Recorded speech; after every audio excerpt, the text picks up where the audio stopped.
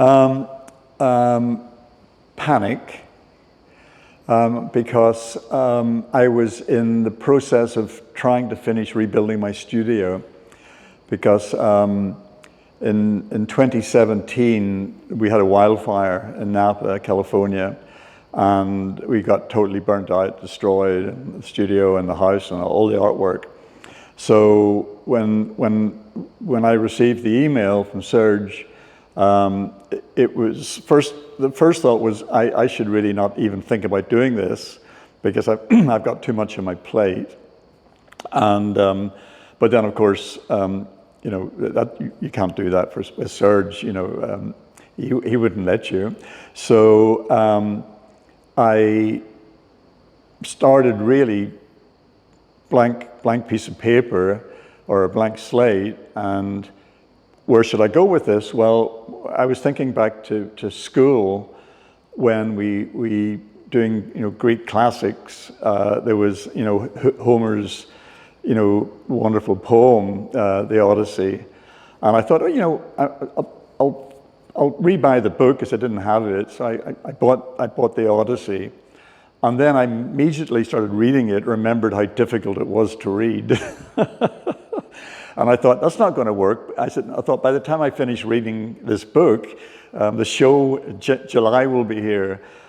So then I got some studies of Ulysses, the Odyssey and various things, and broke it down into Penelope and the wife and the 20-year voyage and things. Still, it wasn't working. Started to get a little antsy because time was going by, and the way I work and a lot of other people in the gallery, it's cast glass. I work reasonably large scale, and a lot of the pieces of my work are in the kiln for a month or two, so it's pretty tight. So I think it all started. Really, I went to Bordeaux with some college friends. We do this lunch every year, every couple of years, and we went to Bordeaux. And I was sitting in this brasserie, and the bar, or the back wall to the bar, had just hundreds of different types of bottles, wine bottles, brandy bottles, teas, whatever. And I kept looking at them because I've always had a fascination for bottles, because of this container you can put things in. And it started to my brain started to click a little bit. So maybe I need to go in a different direction. I was going. And then I suddenly kind of dawned on me, well, look, I travel a lot. So, in the Odyssey, he actually went from A to B to Troy and back. But I've been all over the world a number of times, and I thought, okay, why don't we make a bottle, which I've done before, and then why don't we treat that as a vessel for the journey? But I didn't want to redo another big bottle, because it would be like going backwards a little bit. So I then thought about Penelope, the wife. And I thought, why didn't I do a female figure? But the female figure is going to be a metaphor for an ocean liner, for a ship, like a vessel. So like a vessel can be a bottle, a vessel can also be a ship. So then the idea, I'm going to show some images this afternoon. I made a little package up to do it. So then the idea was the figure would be like the canvas for this journey, and then I would engrave the whole, 100 or 150 places I've been around the world, and that was kind of the starting point. And then I thought, something. As I started looking in a lot of these images, I'm going a little round in circles here because this is the way it normally works for me. I go over there and back a couple of times. And then I kept thinking back to like Bordeaux and all these wine and whiskey glasses. So I got a small wine bottle. It was a little Sauterne actually. And then that was going to be gold leafed. so that it was like the internal. Because I suddenly realized every photograph I had traveling, it was just everyone had a wine glass or a glass of wine or something, and most, even though I live in Napa, California. I drink 95% French wines, so it all made a lot of sense. And I thought, okay, biot, edge of Provence, it's starting to make sense, the wine, the traveling. So then I thought, okay, this piece is going to France, hopefully it'll stay in France. So then I decided that the countries would be engraved, not in English, but in the French spelling. And then the cities would be in the English spelling. So that was starting to play. And then in my little sketchbook, I put biot right in the forehead. So that was like the Zen thing going on. And then literally, once I kind of clued in what I wanted to do, then it was work. And making the pieces made in wax. The wax is engraved, and the way I tend to work when I'm doing figurative work, they're truncated. They're usually in 4 or 5 pieces, and they stack like a column. They're never glued. They're always pinned together, so they work on gravity. And each piece is usually made to the point where I can lift it, so they're about 35, 40 pounds. Then the waxes are made up, and I kind of score them so that down the road when I'm cold working the glass, the pigment will kind of catch into the little scratches and various things, and I can do them different depth. I can get a darker color, a lighter color. And then what I tend to do is I don't want them to be a portrait of somebody. I don't want them to be an actual person. They're meant to be just a ship, like a container. So when I do things like, in this case, when I do the head and the face, I took molds of like the extremities, the nose, the mouth, the ears, and various things. And then I have a collection of these in the studio, and then they're like a jigsaw puzzle.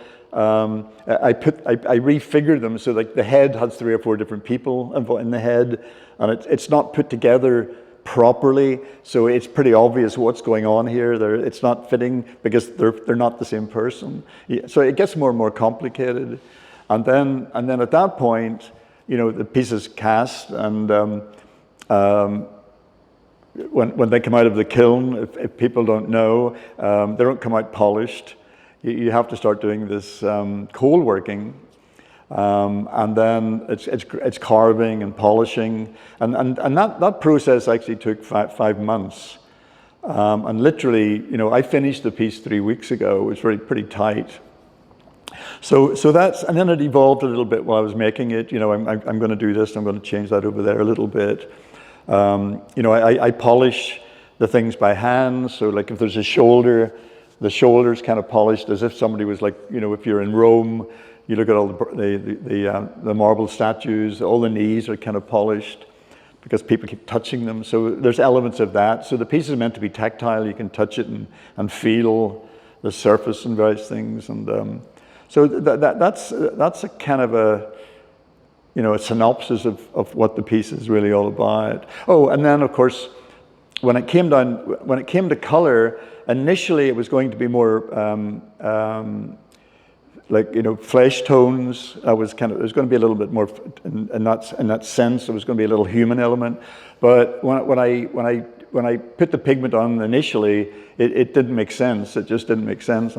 So I was struggling with that, and then I thought, I spent a lot of time in Greece. I spent, in the Aegean. Well, there's that beautiful blue, up the Aegean, kind of ultramarine almost. So then I changed the color, and I thought, well, it's going to be more blue. And then it's somebody came in one day and I was working. They said, the French tricolor, the flag. And I go, what do you mean? Red, white, and blue. And I went, I didn't even notice that. Thank you. I'll tell people that was intentional. So it all kind of was all evolving, and then again when I came in yesterday, because I don't normally use a color like that. They're usually a little darker. But it works perfectly in the gallery, being with the stone and the ground and everything. So that again, that's a kind of a synopsis. The best way I can explain that is my father was an engineer.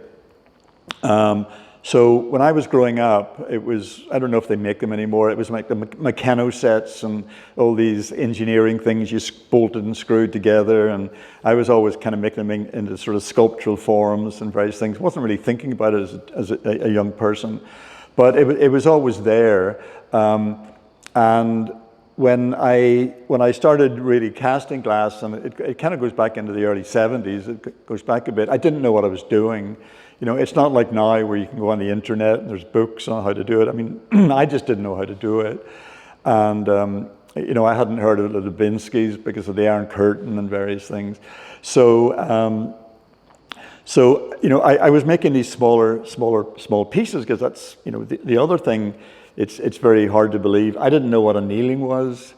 You know, the fact that you have to cool glass very slowly. I couldn't understand why my work kept breaking. So, you know, I found if I made small pieces, they survived. If I made something a little bit larger, they broke. So, in the 70s, I basically looked at ionic columns, you know, Doric columns, and, you know, noticed how they made them in drums, and each drum would stack on the other, and they could make these columns. And I actually did some sculptures based on ionic columns, and that allowed me to start thinking about, instead of making something 4 inches tall, I can't remember like my centigrade and metrics at the moment, so I'm still stuck on American Fahrenheit. But instead of making something, you know, that size, I was able to make them like, you know, 12 inches because I could make them much taller. Well, now I can make a life-size figure, and each piece is like 12 inches tall. Does that make sense? So then what it came down to was all the pieces are ground and polished because they have to be parallel to balance. And then they're pinned, so which means you have to drill each piece, and then you have to make it fit onto the other piece. So many years ago, I came up with this system, and it was purely practical and purely technical. So I would get the waist part of a figure, and I would mark the 4 holes, and then I would get a sheet of glass, and I would mark the 4 holes on the sheet of glass. Then I would drill the sheet of glass, and that became a template. So when that sheet of glass was then put onto the sculptural part of the glass, the waist, I could then drill the 4 holes on the bottom piece, if that makes sense. And then using plasticine to hold it in place, I could flip it to the next piece, and then I would have the template to tell me where the holes were to drill the next 4 holes so that the 2 pieces go together. Now, that was done purely practically to know where to drill. And then one day I thought, you know, I really like that slice. You know, it just breaks the form up. And then really I started just leaving some of those elements. So it's leaving. I've always been very interested in the hand. You know, the artists I tend to gravitate to are artists who have great ideas, but they can also make things really well. So it's like the brain to the hand. So it's intentionally leaving some of the technique in there, so that, oh, this is how this was done, or whatever. Does that make sense? So it's leaving part of the hand, and then I sometimes cut them in a different way to make it just a little bit more dynamic. No, what I do is I put the whole figure together with the sheet glass in it, and then did I bring some of those photographs? There might be something in a little video this afternoon, I can't quite remember. But then I get a Sharpie, basically, and I look and I draw a line, and then I do another line, and I take the whole thing apart, and I cut those sheets of glass, and then I put everything back together again, and I look again, and then, nope, and I make another few lines until it kind of just starts to hum. And, you know, so the lines sometimes will miss the edge of the figure, sometimes they'll cut through it. And it just gives it that tension. There's something, looks like something's wrong, but it's actually not. So my first answer to that is I honestly don't know at the moment what I'm doing. And then I'm going to totally say the opposite in a second. So, when this fire happened a few years ago, obviously I just felt devastated. Everything's gone, and I thought once I get working again, I don't want to go back to what I was doing before, and I'm going to try to find some new avenue, and I've never worked abstractly. I don't take abstract. I like using a human figure. That's where my challenges are, because I love the proportion of a human figure and the weight of a human figure. The fact that we're incredible. On one hand, we're incredible species, but another element is we're really destructive. There's a lot you can use with the human body, apart from portraiture. Does that make sense? So I was going back and forward, this and that, and I just couldn't come up. And I made some more abstract pieces, and then I was doing some digital work as well, using the computer and digital drawings and things, and 3D model making, and it just didn't work for me. I didn't feel anything. There was no passion. There's just not. They were dead, So I abandoned all that. And then there's an art critic in the States who sent me a nice email one day, and he said, Clifford, I know what you're going through, losing all your work, but he said, I guarantee you that you've got so many works in museums and collections and whatever, you could have those either photographed or rephotographed, and then do a really good book on yourself, which I'd never thought about. And then at that point, two of my really good friends in London, that's what they do. They do all the graphic design for high-end books. They said, we will do a book for you at cost. So then my mind started to move away from making art in the studio to making an art book. And then I realized there was a lot of pieces that were lost to the fire, which I'd never had photographed, because photography today is quite expensive. So then I thought, okay, there's another avenue. Why don't you remake some of those pieces purely for the art book? And then my mind moved around again, because I'm trying to find a new avenue. Before, I would make a piece of work purely to go into a gallery or something, or a show, and it would be plonked on a pedestal or the floor. Now what I was doing in the studio, I was making a model, and then I was doing this, and I was trying to think what it's going to look like as a photograph in a book. There's a different way to look at it. So even Odyssey in there, the whole time, what's that going to look like on a page? And then I had it photographed, putting it together. So it became a bigger piece as a book, and that's what I've been doing. So it's recreating pieces. I've also been buying some work back at auction, because my work comes up sometimes at auction. Sometimes I'll see a piece which I didn't think it worked the first time, and I'll buy it back, and then I'll recast or remake parts of it, and then I can have that rephotographed. So that's the driving point now, the book. And the book is, I want the book to be an artwork in its own right. So it's not just a book. It has the feel of a print. And I've got this incredible photographer who's doing really high-end photographs. And so that's, every time I think about a piece of work now, it's how's it going to look in the book, as opposed to going to an exhibition. Yeah, I mean, basically, when I got that email from Serge, I had to stop thinking more about the book and then work, because that was just 24/7 every day, trying to finish that in time. But at the same time, I was thinking about it. This is a nice angle for a photograph, and I sent some nice photographs to the gallery, so you guys have them. But once I go back on Thursday, my studio is set up for the next photography session and the next pieces of work I'm working on. So, touchy question. Let me see. Time-wise, it had to be. I'm going to just say 30 years ago. I mean, it's a way back. Serge used to come to the States quite often, and we met. and basically explained what he was doing here, and would I like to make a couple of pieces for that first invitation. And I've been to France quite a bit, and I've been to Provence quite a bit, but I didn't know the area around Biot. I knew Saint Paul de Vence, but Biot area I didn't know.